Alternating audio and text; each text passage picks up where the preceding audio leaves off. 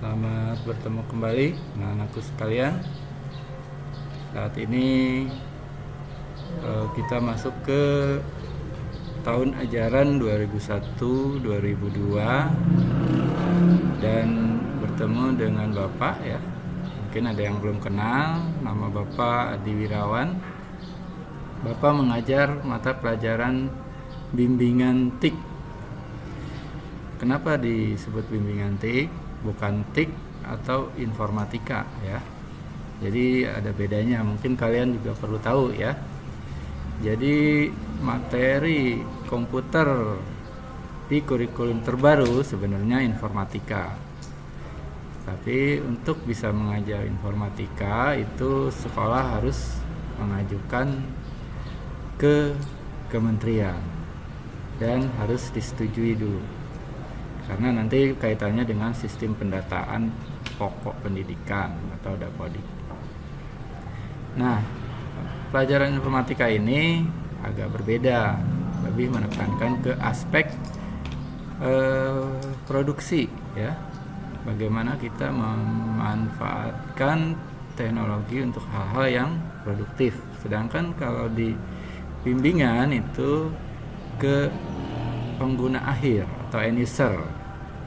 Jadi bagaimana memanfaatkan teknologi informasi dari sisi konsumtifnya gitu.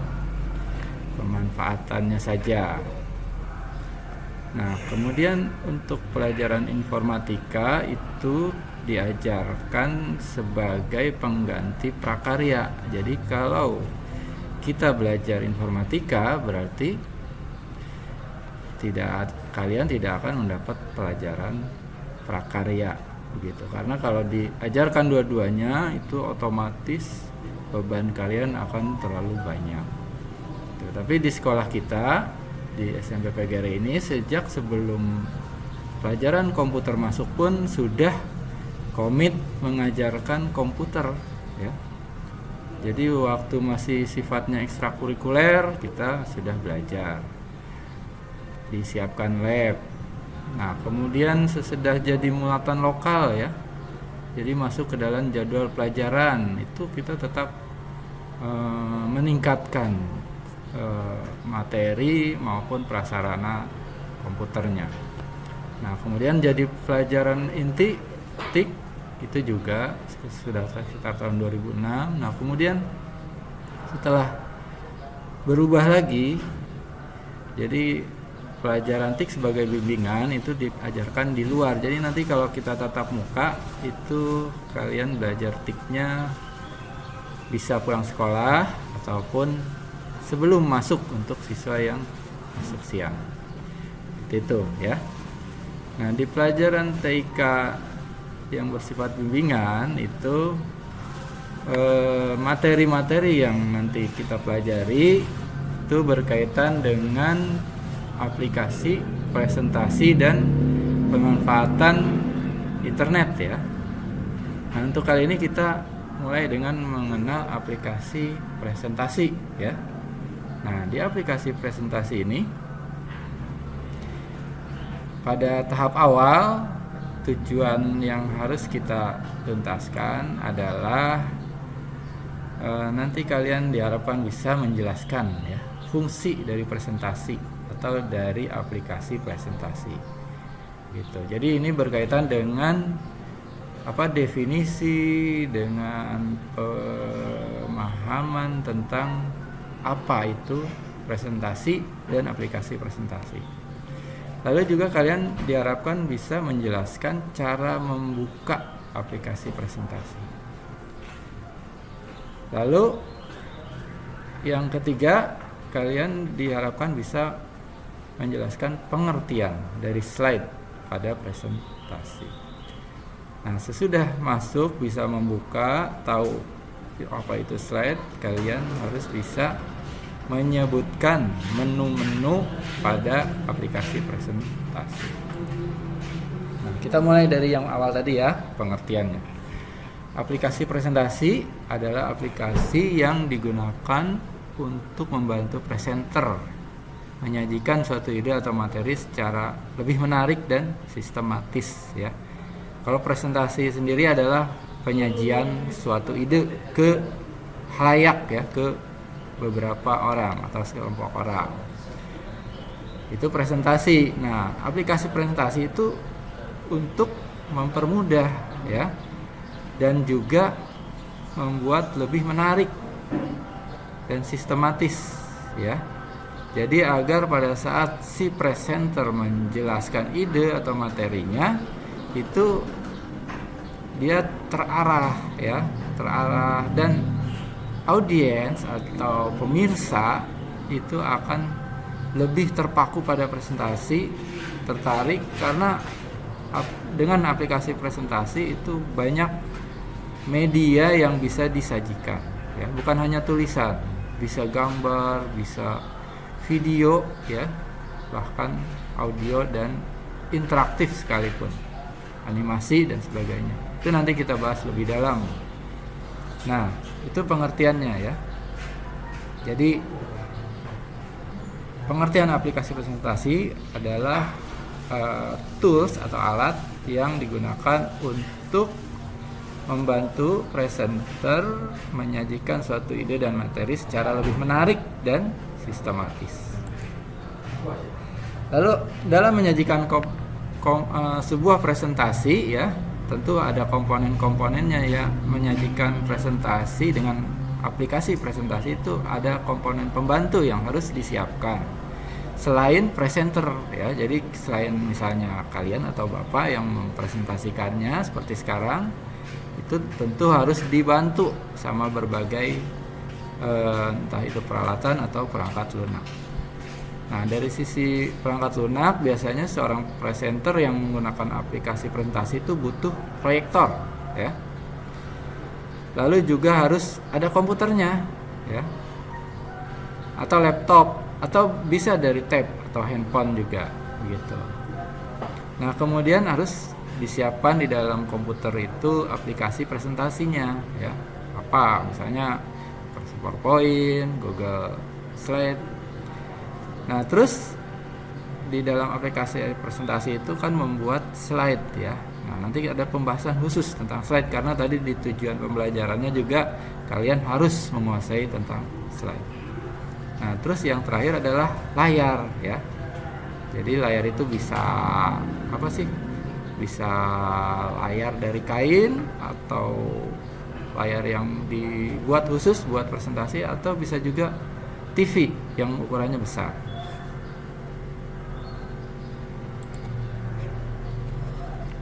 Nah, sekarang mengenai presenter. Apa itu presenter? Yaitu orang yang memaparkan ide atau materi di depan layar ya. Jadi itu yang disebut dengan presenter, orang yang menggunakan presentasi, aplikasi presentasi. Lalu aplikasi presentasinya sendiri itu bisa kita gunakan Microsoft PowerPoint dari Microsoft Office ya, kelompok Microsoft Office namanya Microsoft PowerPoint. Mungkin kita akan banyak membahas ini, tapi karena nanti kalian praktek di rumah, mungkin nggak punya laptop ya, ada juga yang punya, boleh lebih bagus, atau hanya punya handphone. Nah, kita bisa menggunakan aplikasi berbasis Android ya. Itu ada Google Slide. PowerPoint juga ada yang berbasis Android. Lalu ada LibreOffice yang berbasis Linux ya, LibreOffice Impress namanya. Tuh. Dan ada beberapa aplikasi presentasi lain yang bisa juga kalian gunakan. Nah, kemudian kalau udah ada aplikasi, komponen lainnya proyektor ya. Proyektor itu alat yang digunakan untuk memperbesar gambar dari komputer ke layar ya. Nah, ini seperti ini ya bentuknya. Jadi ini dikesambungkan ke komputer lalu diproyeksikan ke layar menjadi ukuran yang jauh lebih besar sehingga bisa dilihat oleh banyak orang ya. Kalau di laptop atau di tab kan kalau yang menjadi audiensnya banyak ya, menjadi pemirsanya banyak, misalnya 10 orang, itu udah terlalu kecil jadi tidak jelas. Jadi perlu proyektor. atau bisa juga berupa TV ya, komputer ke layar. Nah, sekarang kita tentang slide-nya ya. Bahas tentang slide. Apa itu slide? Kalau kamu sebelumnya di kelas 7 belajar Microsoft Word, itu kalian menulis naskah di halaman ya.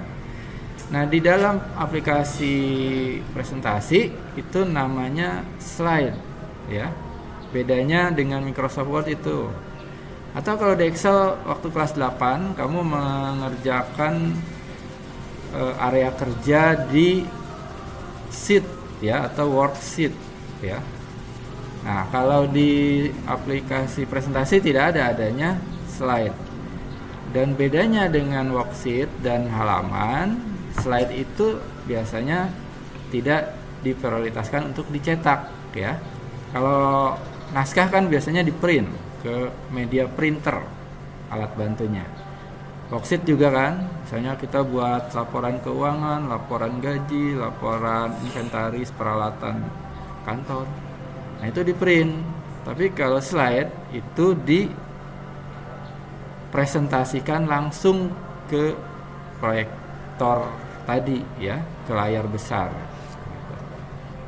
Keuntungannya kalau di slide bisa berupa media dinamis seperti suara atau video ya, atau animasi. Kalau di kertas di halaman waktu di print nggak akan bisa menyisipkan video ya, karena nggak ada kertas yang di dalamnya bisa tersisipkan gambar yang bergerak, apalagi keluar suara ya, kecuali di film Harry Potter barangkali ya.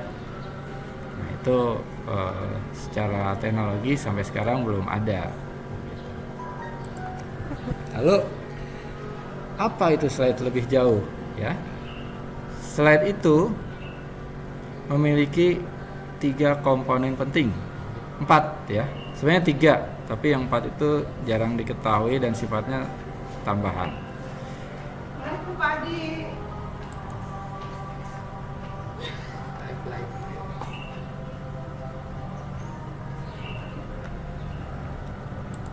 Kasih.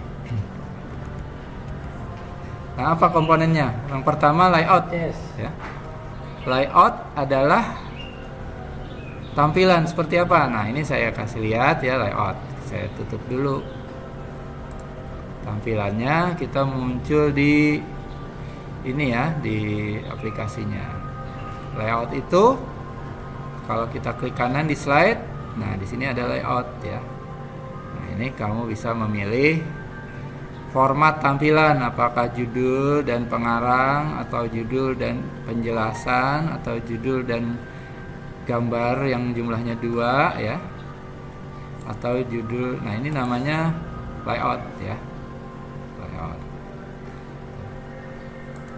Nah, terus selain layout, desain. Nah, desain itu di sini. Desain, misalnya saya rubah nih, oh, ini desainnya beda tuh ya. Nah, terus apa lagi? Desain animation. Animation itu adanya di sini, animation. Tuh ya. Animation tuh. Misalnya ini nih. Kita pilih. Nah, itu ya kelihatan. Cara masuk dan keluar. Nah, itu animation. Atau transition ya. Transition atau animation. Itu nanti ada transition. Sebenarnya ada animation, tapi animation itu sifatnya objek ya. Nah, terus yang terakhir template. Template itu biasanya desain yang diperkaya ya. Jadi supaya presentasi kita itu bisa jadi jauh lebih menarik. Itu biasanya bisa kita download, dimasukkan ke add-in ya. Nanti ada di dalam add-in ini template untuk presentasi misalnya yang sifatnya futuristik gitu, canggih. Itu bisa ya. Jadi pada saat kalian nanti menggunakan template yang sifatnya import atau add-on, itu mungkin orang yang menyaksikan presentasi Anda akan terkagum-kagum kalau kita bisa memilih ya template yang benar-benar menarik. Itu aspek-aspek dari slide. Nah, tadi kan aplikasi itu ada banyak ya. Nah, ini ada Microsoft PowerPoint, ada LibreOffice, ada Google Slide. Nah, yang akan kita pelajari itu PowerPoint dan Google Slide. Kalau kita tatap muka mungkin PowerPoint saja. Nah, tapi nanti kalau sekarang masih daring ya pembelajarannya, kamu bisa praktek tetap membuat presentasi menggunakan Google Slide ya. Jadi tinggal download dan install di Google Slide. Nah, kemudian sebelum Bapak tutup ya, Bapak minta kalian gabung ke kelas masing-masing, Google Class masing-masing ya. Google Class masing-masing, lalu gabung ya. Nanti kodenya Bapak bagi ya untuk kelas 9 dan kelas 7 sebenarnya ya. Cuma kalian kelas 9 dari kelas 9F sampai K. Ya. Kalau yang kelas 9A sampai E itu Pak Indra Akbar nanti juga akan membagikan akan membagikan kode kelas Google Classroom-nya ya. Nah, silahkan ini dicatat untuk kelas 9.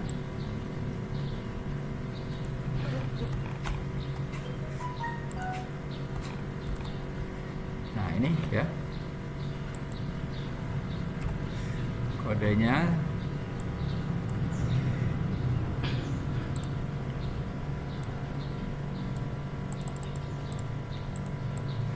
Ini yang kelas Bapak ya. Nah, kalau yang kelas 9A sampai E, coba hubungi gurunya yaitu Pak Indra Akbar. Ini nanti Bapak share juga ke masing-masing walas kalian, tapi akan sangat baik kalau kalian sudah mengingat dan bergabung ya. Sesudah pelajaran ini Bapak tutup, kalian langsung gabung. Ini kode kelasnya ya. Nah, jadi tujuan yang tadi Bapak uraikan baru akan Bapak tuntaskan di pertemuan kedua ya, insya Allah hari Kamis depan ya. Dan sesudah itu nanti ada langsung penilaian. Bapak harap kalian bisa memahami materi yang Bapak berikan dan